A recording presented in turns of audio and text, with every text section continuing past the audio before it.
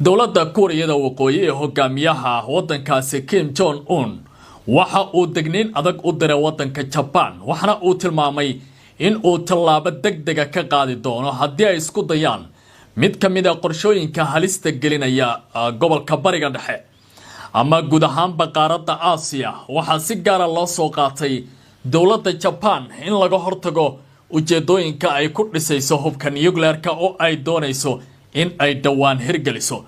haddaba arrintan waxa ay ku tilmaamaysaa dowladda Pyongyang mid halis weyn ah oo aysan aqbali doonin haddii tallaabadaasi la isku dayana ay suuragal tahay inay weerar qaado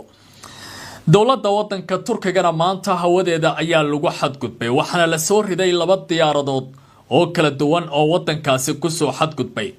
madhaba diyaaradahaas inay lahaayeen waddanka Ruushka sidee caawa arrintan loo fasirayaa warbaan idinkaga haya khiyaarta inala